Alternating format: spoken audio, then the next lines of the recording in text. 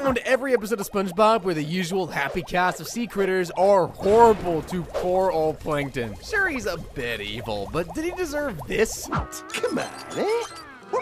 Too slow. That's just beyond cruel. In New Leaf, Plankton decides to turn over a new leaf, go figure. Though Mr. Krabs doesn't buy it for a second. A sham, a snow job, baloney with a side of flim flam, and an order of chai. He basically said every synonym for fake in the book. After years of trying to steal the Krabby Patty's secret formula, Plankton finally surrenders to Mr. Krabs, even waving a white flag to really seal the deal. What is this? Ha ha! Very funny, Plankton, but you're gonna have to do a lot better than taking a stab at my illiteracy to offend me. Do illiterate people just straight up not see words? Like, I don't think that's how that works, Eugene. Plankton explains he's through with failure and takes Krabs to the Chum Bucket to explain a bit further. Do you know when the last time I had a customer was? Actually, I can't recall you ever having a customer. Well, there he is. Poor guy couldn't even finish the Chum Burger. With the Chum business being as dead as his last customer, Plankton decides to turn the place into a gift shop. As he puts it, Krabs, soon the Chum Bucket will be a nice little store for bric-a-brac and bubblegum. I don't know what frick-a-frack is, but I imagine it's somewhere in that box of nonsense. Krabs is suspicious and heads to the Krusty Krab to put his employees on high alert. So keep your eyes peeled. Whatever you say, Captain. Whoa, nightmare fuel, okay. After that, Plankton has his grand opening of the newly christened Chumporium, and SpongeBob has already got himself a snow globe. Krabs naturally thinks the knick-knack has a secret hidden within, and tosses it in a closet with the rest of Plankton's failed concoctions. But aside from that, through all of this, Eugene's just as calm as ever. This is all part of his ruse. He thinks he can fake us out, but we'll show him we're gonna out-fake the faker. Okay, I lied. I don't blame him for being suspicious, though, but I mean, like, being that jazzed up about it? Krabs decides to try and bait his rival out by letting his guard down with a party. DJ system, the whole works. Yeah. This is idiotic. Damn till you're fired. You got it, Mr. Krabs. I'm not sure who has the worst dance moves. Let's just call it a tie. Krabs checks on Plankton, but he's completely content with his new life. Still determined to get to the bottom of things, Krabs heads to the gift shop the next day and meets up with Sheldon to get the truth out of him. You know you want it. Thanks, but no. I knew it. It was all a trick to get me to hand over me. Wait, did you say no? In utter shock at Plankton's lack of care, Eugene goes on a rampage throughout the shop, wrecking most of the little guy's stock. This is my livelihood. And this isn't the formula that you don't want. Come on, eh? Man, that's just evil. He deserves a good shouting at. Get out! Alright, that'll do. Very well deserved. Even after dropping the formula, Plankton tosses it right back at Eugene, making the crustacean realize his old friend really has been reborn. One of the most satisfying moments of the show, really, if you ask me. Later that night, Plankton gets an unexpected call from Eugene, who apologizes for his outburst. And I realized I hurt the feelings of someone I care about. It's a really touching moment, honestly. And after grabbing a soda, Eugene and Plankton decide to give their friendship a redo. They spend the day together, having fun, and even putting their rekindled friendship to the test with a trust fall. And you'd think that they would have switched the roles for that one. After a day of play, the two friends sit on the dock, and Krabs admits that he fully trusts Plankton now, 100%. And to prove it, he hands Sheldon the formula. Though he refuses at first, Plankton eventually takes his offer, and the two watch the sunset together as the episode ends. Yeah, baby! Yeah! Oh, that lousy, lying sack of... Yeah, Plankton Shop has been a ruse the whole time. Big shocker, and he's finally got the formula in his hands. My diabolical plan worked! Should have been a politician. Okay, that one's gotta burn. What Krabs did in that episode, wrecking that whole shop, certainly was diabolical. It may not be as bad as what he did in One Course Meal. He literally drives the little guy to the point of, well... That's it, I'm done. The 4:15 bus should be along any time now. Connect the dots, I can't say it on YouTube. We kick things off, and already Plankton's dive bombing the Krusty Krab, emphasis on bombing. Enjoy, Eugene! Why is it taking Plankton this long to think of bombs? Even after their best pea-shooting efforts, the Krusty crew are caught by the evil genius, allowing Plankton to try and coerce the formula out of Eugene by any means necessary. I have ways of getting the information I need. Where's the formula, Krabs? Oh no, not a feather, anything but that! SpongeBob blabs about the formula's secret location, but at the last minute, Pearl runs in to talk to her dad, and Plankton freaks. Stay back, Whale! I'm privy to what you do to organisms like me. I've seen those documentaries! I mean, yeah, whales do eat plankton. I'd be scared too. Eugene tries to get Pearl to spook Plankton even more, but she wants money to do so. Thankfully, SpongeBob's got her covered. Hey, this isn't money. No, it's even better. This is what Mr. Krabs pays me with. Hey, look, it may be illegal, but at least it looks pretty believable. I'd buy it. I'll see myself out. At the Chum Bucket, Plankton explains to Karen why he's afraid of whales, and it's a real tragedy, let me tell you.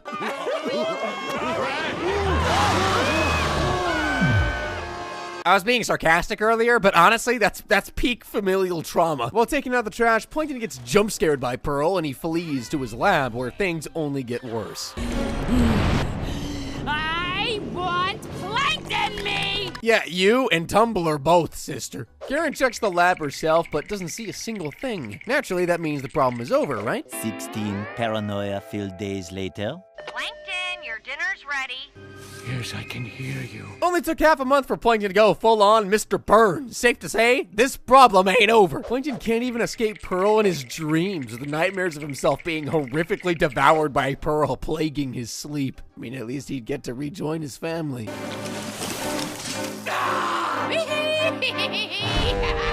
Oh, good heavens, little guy's having it rough. The worst part of all, though, it was already evil if Krabs had gotten his daughter to do this, but disguising yourself to personally torture him? That is heartless. Defeated, Plankton heads to the road and waits for the bus to put him out of his misery. Yeah, the riders went there. Thankfully, SpongeBob steps in to be a voice of reason. Can't you see I'm trying to get run over? In fact, better yet, just step on me as hard as you can. Would you do that for me? I'm sorry, Plankton, but that flies in the face of my good nature. Bro, if you're so good-natured, get your boss to stop tormenting the guy. Oh wait, actually, that's exactly what he tries to do. But as a debt of service for disclosing the secret formula location, Krabs says SpongeBob has to be the one to get Plankton out of his rut. SquarePants consoles Plankton by telling him that Pearl has been Krabs in disguise all along, as well as letting him know that everyone has a secret fear. For instance, Mr. Krabs' secret fear is... Well, luckily you wouldn't have any use for such innocuous information, would you? Of course not. Oh, I can't wait to see this. Krabs is captured by Plankton and exposed to his secret fear. Mimes? Well, it may be weird, but at least Eugene is getting his comeuppance. Though maybe Plankton shouldn't be so smug. Why not? Because a hungry pot of whales just showed up for its early feeding. SpongeBob turns off the projector, but I don't think Plankton's going to be trying to get the formula for a pretty long while. As crazy as the whole whale situation was, in Plankton's regular, something even crazier happens. He gets a customer. Away with you! Can't you see that I'm self-loathing here? Sorry, I just wanted a chumstick. What? Yes, I'd like one of your chumsticks. Yeah, no, dude, I'm just as shocked as you are, Sheldon. But you deserve it! Right on time, too. He was just literally ripping his skin in half in frustration trying to figure out how to drum up a business. And now, he's got a real-life, genuine, bona fide customer. Okay, if you insist. This guy loves the chumsticks and even pays Plankton for it and tells him that he's coming back tomorrow. I mean, pinch me, it must be dreaming. It's like Plankton's running a business here or something. The next day comes, and sure enough, so does the customer. Is it okay? Okay? It's perfection! I mean, with Chum, you never really know what an odd face could mean. Sometimes you might find an odd face in the Chum as well, but ever egotistical, Plankton heads over to gloat to Mr. Krabs about his success, though Eugene just thinks it's another scheme. Getting me formula this time or any time. Why does Mr. Krabs have a spoon collection specifically to smush Plankton? That's so oddly specific and evil and not good. When Krabs finds out that Plankton's customer is real, though, he realizes he's got to do whatever he can to bring him home to the Krusty Krab. Plankton's trying to overthrow me business. He's got a customer that actually likes his food. I mean, he's not wrong, but man, he could have said that nicer. SpongeBob makes the Chum Bucket loyalist a free Krabby Patty. And that's how you know Mr. Krabs is desperate. But even still, the guy is sticking with his chum. No thanks.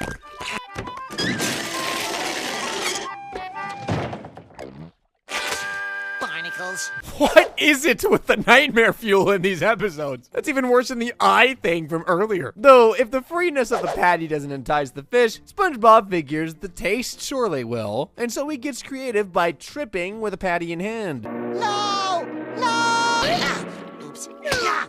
Oops. Yeah, having burger grease all over my face would only drive me further away from wanting a Krabby Patty, honestly. Poor guy. Back at the bucket, Plankton serving his customer a fresh batch of chum, though something's off. Hey, this doesn't look like chum. Why, don't be ridiculous, my husband. SpongeBob should be getting a raise for morphing himself into that monstrosity, dude. The voice wasn't half bad either. The two bucket buddies catch on to the charade pretty quickly. Solidifying his stance, the customer proudly belts out, I don't want to eat your trash! I love chum! I wish I could get that enthusiastic about literally anything. Anywho, SpongeBob finds it interesting that he only eats chum in hatches of plan. The customer is tricked into trying the Krusty Krab's latest dish, chum. He's sure to be a Krusty Krab fan now. Well, what do you think? It's the second foulest thing I've ever tasted. Well, at least it's only the second foulest thing. Needing to make chum as good as his rival, Krabs decides to take a page out of Plankton's book and steal his formula. Plankton's secret formula. It's gotta be in here. Why do they keep opting for spoons? Oh, at least SpongeBob waltzes in to save the day. For real, what's up with spoons? The customer walks in with a big wad of cash, but I don't think it's for the chum. The deal's off, computer. I can't eat another bite of that slop, no matter how much you pay me. Oh yeah, he's been faking it the whole time. Poor Plankton. But also, poor guy. If you need me, I'll be getting my stomach pumped again. Is it even legal to sell food that'll make your stomach get pumped? Karen tells Plankton that she's been paying the customer to eat Plankton's chum so she wouldn't have to listen to his complaining. And if that isn't mean enough for you. I never had one regular customer. Duh. Ouch, talk about unsupportive. Thankfully, their relationship's a lot better in single cell anniversary. What's wrong? If you sprung a leak? No, I'm just so happy. I'm crying with tears of joy. It's hard to give someone tears of joy, especially computers. Obviously, Plankton knows how to be a good husband when he needs to, which only makes his mistreatment even sadder. When he gets home after a long day, Plankton reeks, even causing Karen to plug her nostrils, I guess? It's the stench of failure. I mean, you can't argue with the literal words being formed by stink. That's failure, all right. Karen gives the little green guy a much-needed bath, though. Not enough to mask the ugliness I feel inside. Did I miss a spot? I don't think a hairbrush is gonna do the same thing as the toothbrush. Plankton's still mad, but Karen tells him that he should calm down as it's a special day. Plankton can't seem to figure out why it's so special despite blatant hints, so Karen spells it out for him. It's their anniversary, and anniversaries mean gifts, for those who remember. You forgot that I got you the perfect gift. The Krabby Patty formula? If ever there was a time to not forget an anniversary, this would have been it. But how did Karen get it? Simple.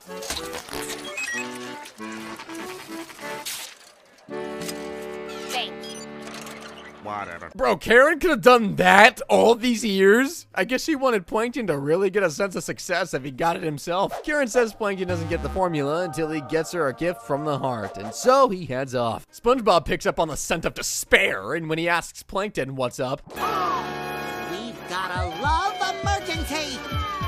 Attention, everyone. We have a love emergency. Yeah, I'm feeling bad for Plankton right about now. I'd be embarrassed as all hell. The sponge takes Plankton to his place to brainstorm gift ideas, meaning Plankton's gotta describe their relationship. Well, she's a Mark II surplus univac with 256 gigs of RAM, and there's the cutest bowl on her CPU, and the way she processes data.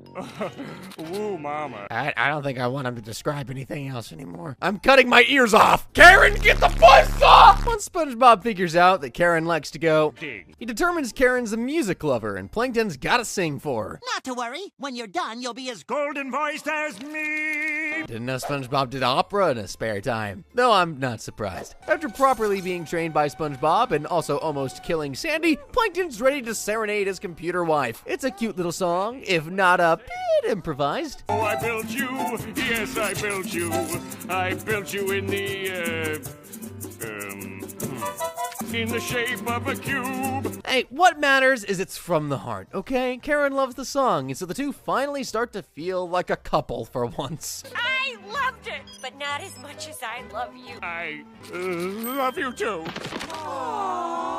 Hey, wait a minute, where do they come from? Plankton asks for his present, and Karen provides, with SpongeBob still in the room. Now loading the Krabby Patty formula. Oh, the Krabby Patty formula! Desperate to stop Karen before the formula loads, SpongeBob finds a plug and lunges for it. Aha! You lose, Plankton. Oh no! You unplugged the coffee maker, SpongeBob.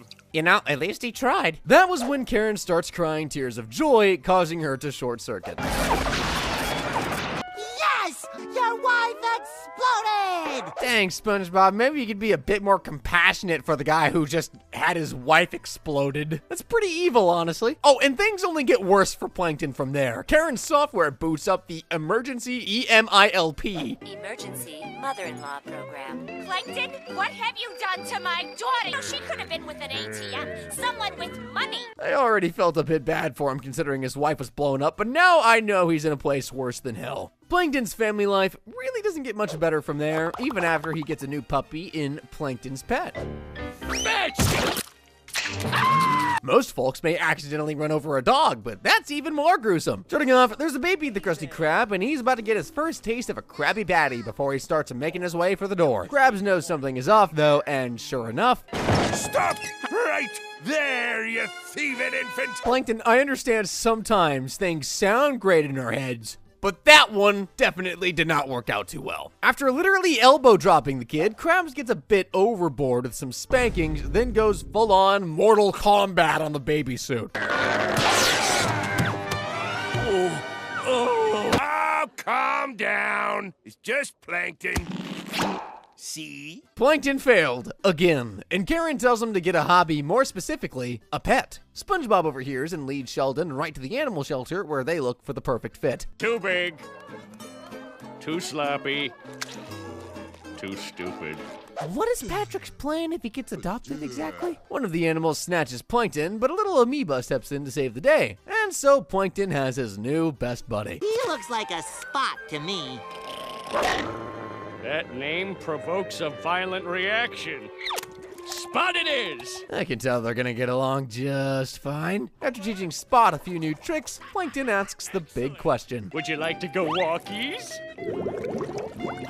I'll assume that's a yes. Even amoeba dogs have to let it loose sometimes. Who would have guessed? After realizing their short legs are gonna make walks tough, Plankton decides to play fetch, and after promptly squishing the little cutie, it seems like all hope is lost.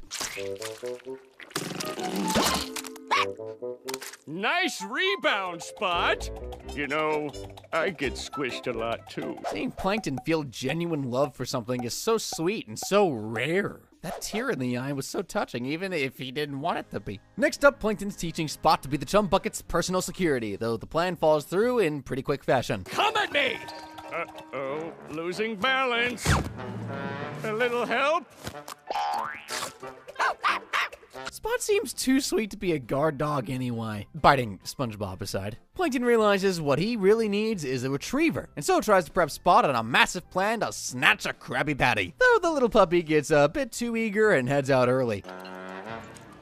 What was that? Didn't see it, don't care. And there you have it. This amoeba did in one try what Plankton couldn't in decades. Kinda sad, honestly. In return, Plankton gives Spot whatever he wants. One issue. No! He's a puppy! What did you expect? Plankton punishes Spot by tying him up outside, but when his will breaks, he rushes right back out there to retrieve his pet, only to find that he's gone missing. That is insanely tragic. Luckily, a teary-eyed Plankton's got a friend across the street to help him out. That's terrible. Gary lost me once. I was cold, alone, starving. It was the worst 8 minutes of my life. Come on, Plankton, let's find your pet. The two head to the animal shelter to check for Spot, but need to turn on the lights. Spongy hits a couple of switches until he illuminates the place, but there's a problem. What was that first switch for? I don't know. I think it unlocks the pens. I thought so, because now the animals are loose! They've really got to move those switches away from each other. This couldn't have been the first time someone made that mistake. The two hightail it out there before getting cornered, where SpongeBob asks Plankton one more question before they're made into dinner. Did you always have a double pupil? A double what? Spot! Thank entropy, you're safe! I know absolute jack about Plankton or amoebas, so I'll just believe this kind of thing happens all the time. The animals hone in on the trio, and it looks like their fate is sealed, until...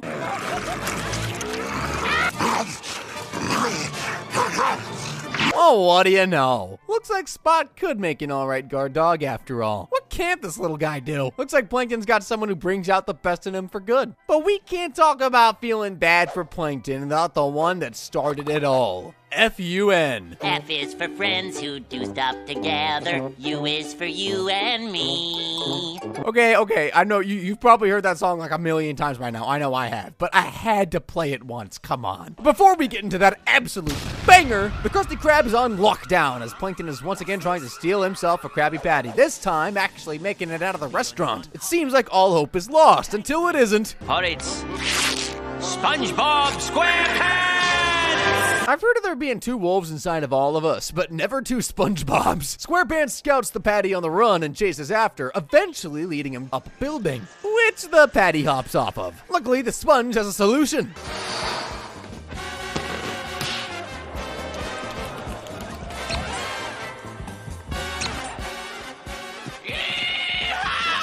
Those fish must be friends of Sandy's. SpongeBob catches an unsuspicious guy who coincidentally looks like a Krabby Patty outside of a magic shop and tells him a bit about the real magic of the world. You believe in yourself. Are your dreams come true? Can't take it! Dreams are made of magic, folks. That's why Plankton relies on science. Plankton gives Spongy the patty knowing he's failed yet again and starts to break into tears. Poor little fella. SpongeBob heads up to comfort him, being the good guy he is, and says he thinks Plankton is a winner. What did you say?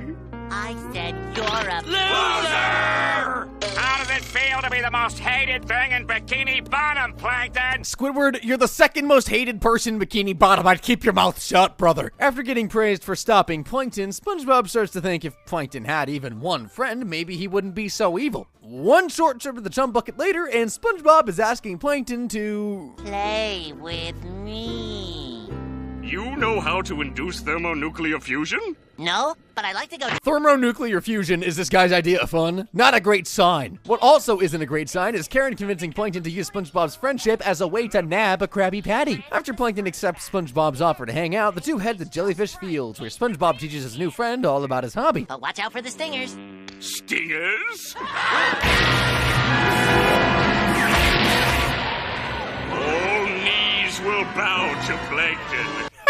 Imagining a jellyfish apocalypse. Maybe Plankton is just too far gone, bro. Case in point, when SpongeBob starts singing the fun song to try and get the guy to understand friendship, Plankton's verse is more than concerning. F is for fire, U's for uranium, N is for no survivors. There he goes, talking about nukes being fun again. That's gotta be the ultimate red flag. But eventually, Plankton does manage to catch on to the meaning of fun and friendship by getting into the song. I feel all tingly inside.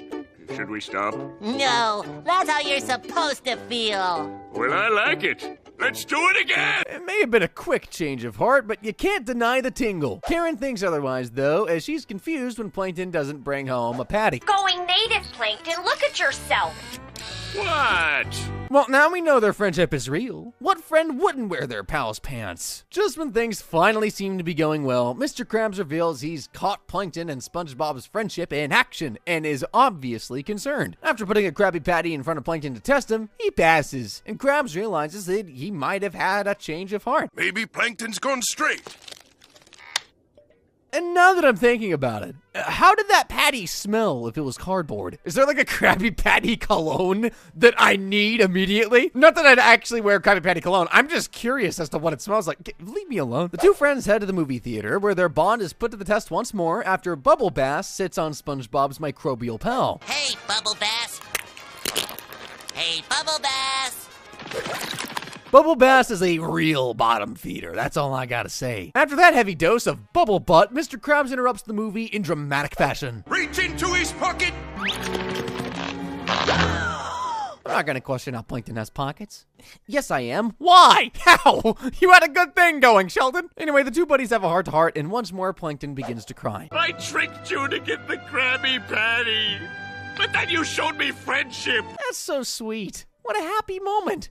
You do really mean it, right, Plankton? Really? No, not really. Being evil is too much fun. Darling, I knew nothing would ever tear us apart. Oh, that cold-hearted no-good. Every time we start to feel bad for him, he goes right back to his old ways. I know we all see this coming like these days, but like back then, you never really knew for sure, you know? Alas, no friendship can endure the temptation of a Krabby Patty. SpongeBob and Mr. Krabs head back to work to enjoy a fresh patty of their own, and Plankton, well, he's got someone else's bite to eat.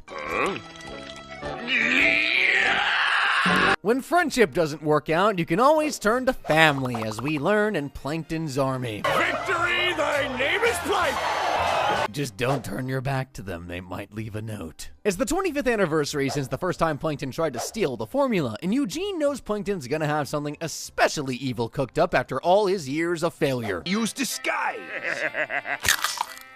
Super science.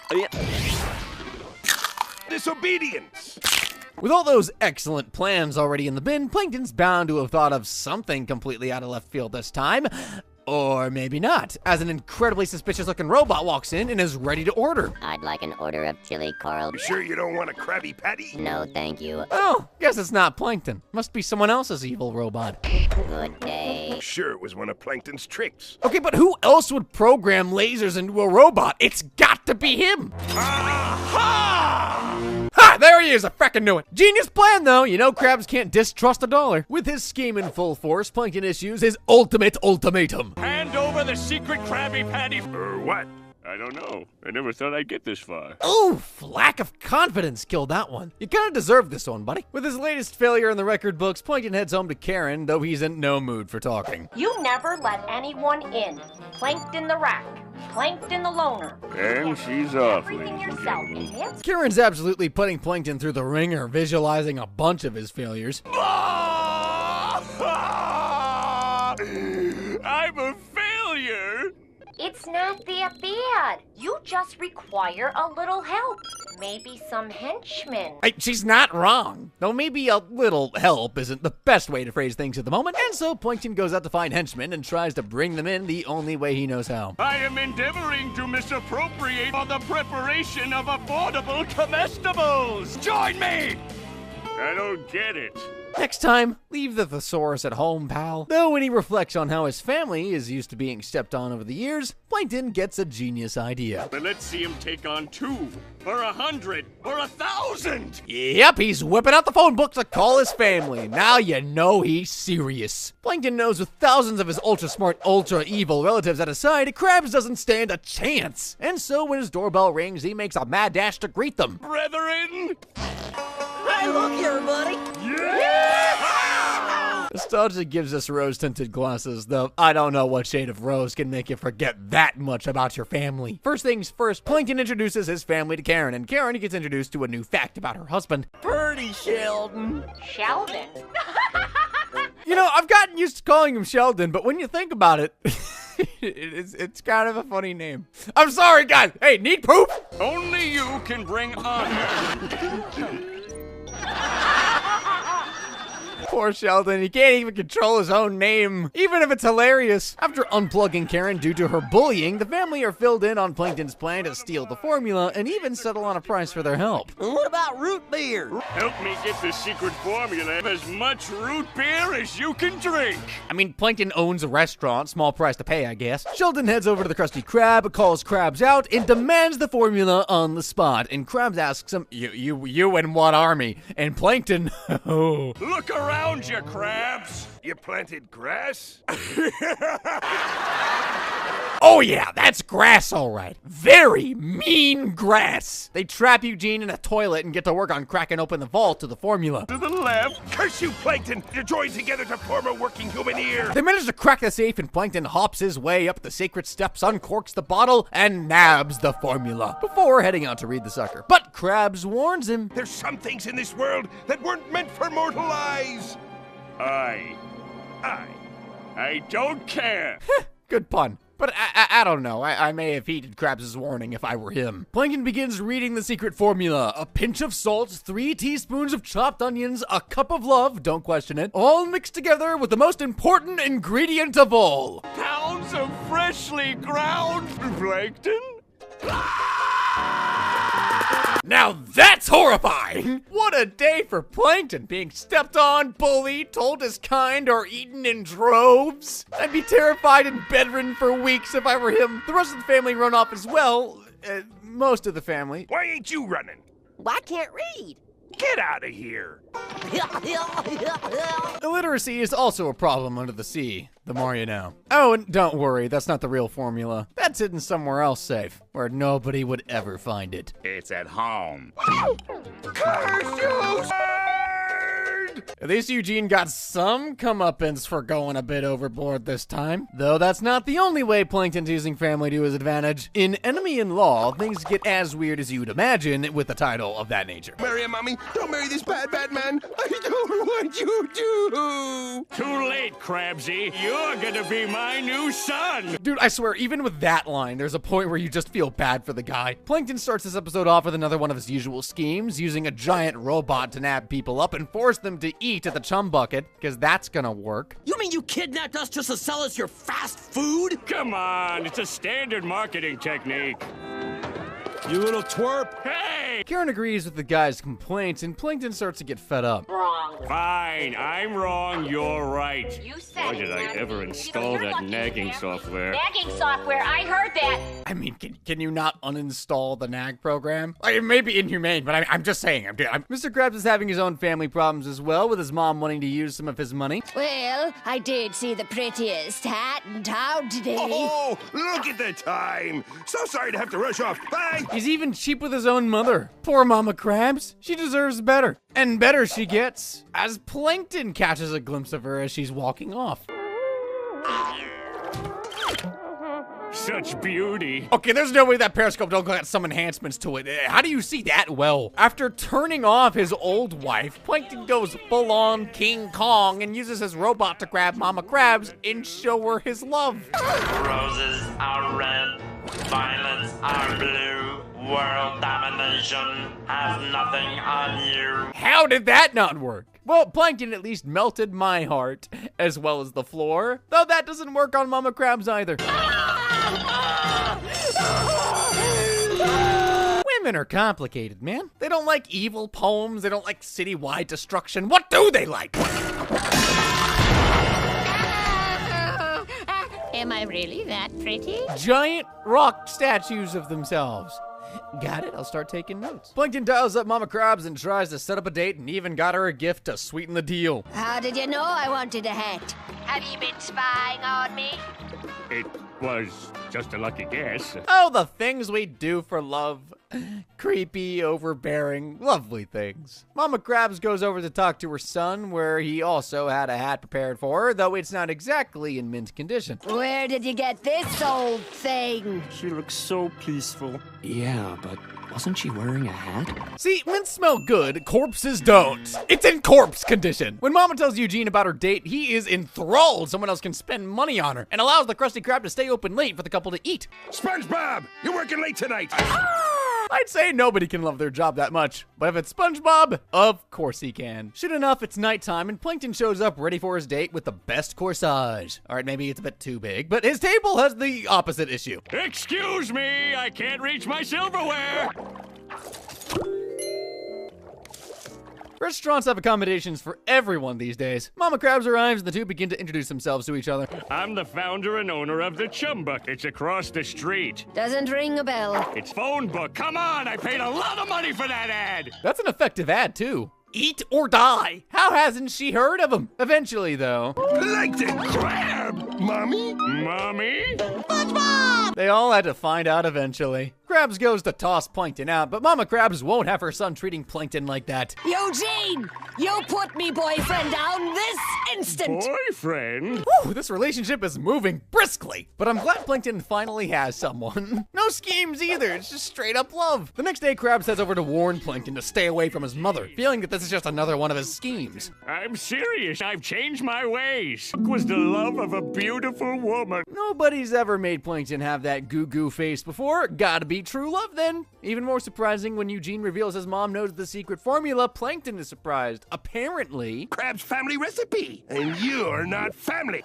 Not family. Well, I can fix that. yeah, this is where things get real weird. Oh, Sheldon. Mrs. Krabs. Oh, brother. Real weird. And the final piece to this puzzle of weirdness, Plankton drops a bombshell for the whole world to see. Would you marry me? It's been 2 days! Too fast! Mr. Krabs begged his mom to not marry Plankton, but Plankton knows with their marriage, he'll finally be the one with the power in town and in the family. Unfortunately for him, I'm flattered by your offer, but I'm just not ready for that. ooh, yeah, even with the evil plan and all, that does sting a bit. Though, not as much as what happens next. There's somebody else, isn't there? Ice is very uncomfortable. She'd been cheating all along to boot. That's gotta be a heartbreaker for Sheldon. Though finally, when Mama finds out Plankton only sped things up to get the formula. Honey bunch?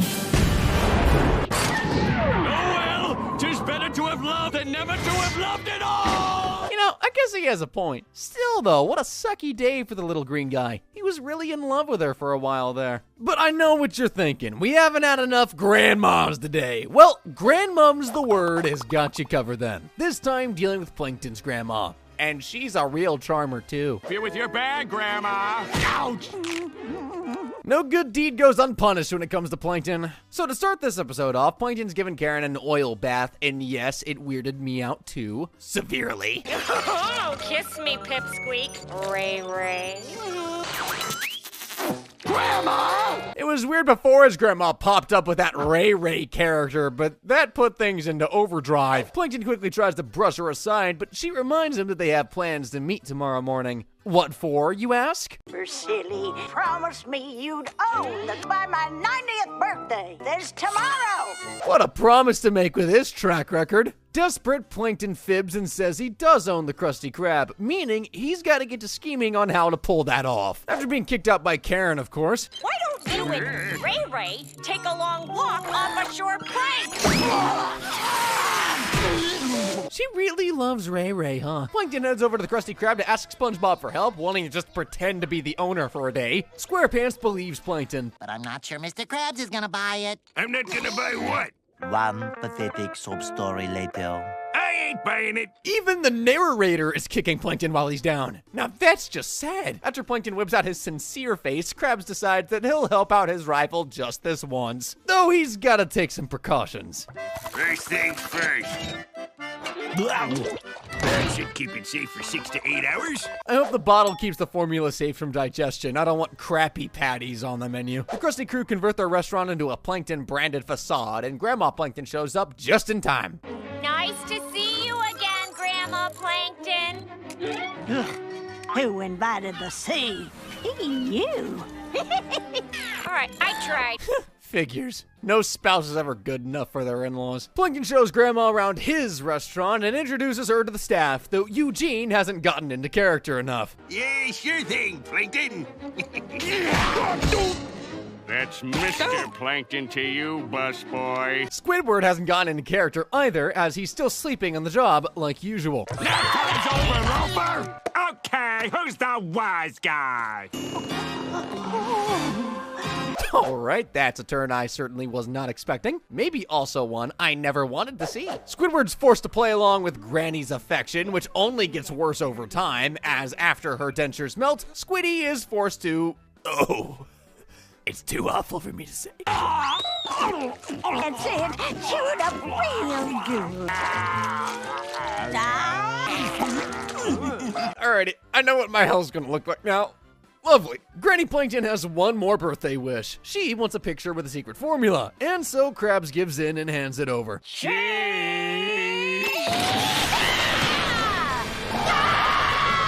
Alas, it's been an elderly ruse all along. Plankton wasn't even clued in by his grandma, and worst of all... Sorry, Sheldon, but I'm not sharing this formula with you.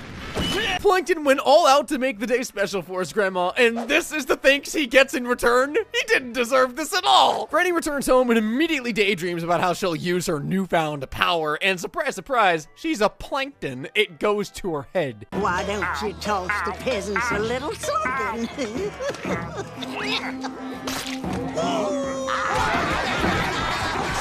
Thankfully, the Krusty Crew catch her as she dozes off and get their formula back. But for good measure, Plankton gets one more undeserved slug to the face. Oh, happy birthday, Grandma. How can the guy still be smiling after a day like this? When it comes down to it, Friend or Foe might just be the episode where Plankton suffered his greatest tragedy of all. Trying to steal your formula, but I was really just trying to steal back our friendship. Really? It's all I ever really wanted. The loss of his friendship with Eugene. Yeah, you heard that right. The day starts when Mr. Krabs gets an oddly suspicious birthday cake that turns out to be housing Plankton. After blinding everyone with confetti, he heads off with the formula and manages to grab it, but some quick thinking by SpongeBob costs Plankton yet again.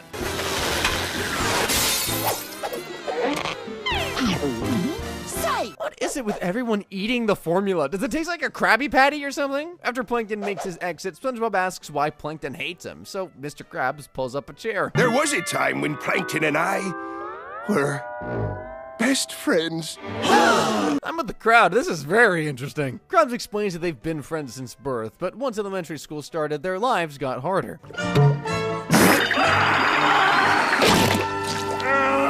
Yeesh, hitting Eugene in the eye with Plankton? That's a 2-for-1 combo. Krabs sticks up for Plankton, but that quickly backfires. You're right, Plankton, I'm sorry. Sorry you have to hang out with Rag Boy. I'm feeling bad for both these two now. Apparently, Mr. Krabs wasn't nearly as well off back in the day, and his mom had to make his clothes out of rags. It's a good thing Old Man Jenkins was kind enough to spare his last one. Oops!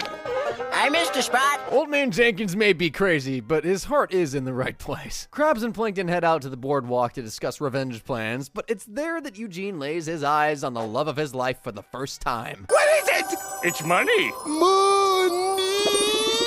So with his first cent in hand, Krabs buys his best friend a gift. But, of course, it goes horribly wrong. Horribly, horribly wrong. Back in the present, SpongeBob's brought back the formula. Got your secret recipe, Mr. Krabs. You have no idea what that went through to get here. I've got a pretty good idea, yeah.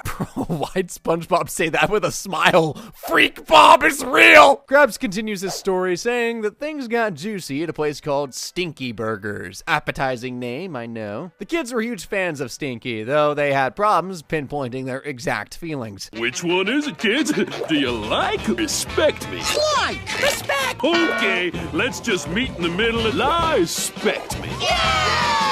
Jeez, chill out, dude. Why does it matter that much? I guess lie-specting is a perfect compromise. When the losers show up, Stinky kicks them to the back, saying he can't have kelp for brains like them driving away his normal customers. I've worked too long and too hard to make this a lie-spectable business.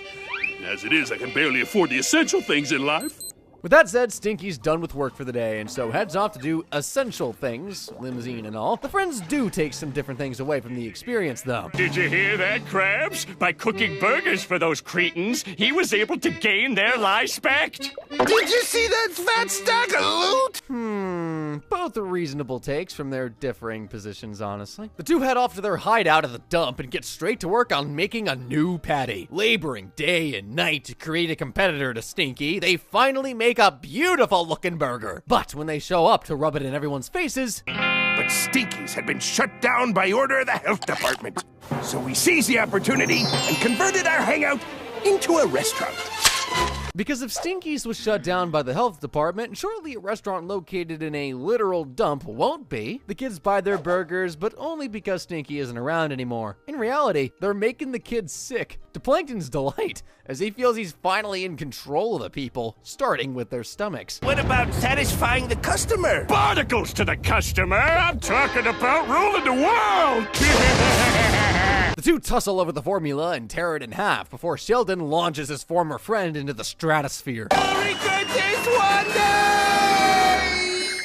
Back to present day, Plankton pops back up and says Krabs' story is a lie before telling his own side of things. From his memory, they actually made a tasty burger, but that's where things became unsavory. We ruled their stomachs, and then their money. They tussle over the formula, tear it in half, before Eugene launches his former friend into the stratosphere. You'll regret this one day! Cinematic parallels right there. Though after that retelling, Karen bursts in and calls both Krabs and Plankton liars and shows us the real story. Upon their restaurant's grand opening, the boys didn't have a single customer, cause, you know, they're at a dump. Though they do eventually get one, Old Man Jenkins. They ask if he'd do the honors of taking the first bite, and...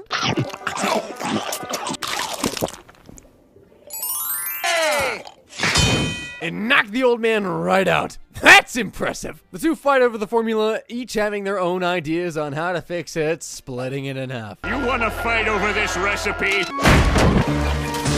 After Plankton's dramatic exit, Krabs tries out the mystery batter that Sheldon inadvertently made and finds it to be perfect. The irony! Dude, Sheldon definitely deserves some of that Krabby credit, but of course, Krabs has been too greedy to give him an ounce of the spotlight. The boys meet at school at their rival food carts and start selling to their classmates. Have a chum burger, Johnny, sir. I'm gonna try one of Rag Boy's burgers. That lip quiver said it all. Plankton tried really hard to make that burger, and it got spat back out in front of him. That's just miserable. Meanwhile, Krabs serves his first Krabby Patty, and the rest is history. Flavor! Edible! We can actually hold it down! Do these kids eat anything good before this? They're saying these things like it's the first time they've experienced them. Back in the present for the last time, the former friends get right back to fighting, but Karen puts things into perspective. You let a recipe ruin such a wonderful friendship. You were my only true friend that didn't have a president printed on him. But money doesn't hug back. Dude, we were on the cusp yet again! Both are teary-eyed and obviously realize they've both made mistakes. Could Plankton finally have a friend? Krabs, old buddy. Me too. Me too. Now, Karen, back off, Rag Boy. Of course not! Come on, Plankton, you were this close, dude!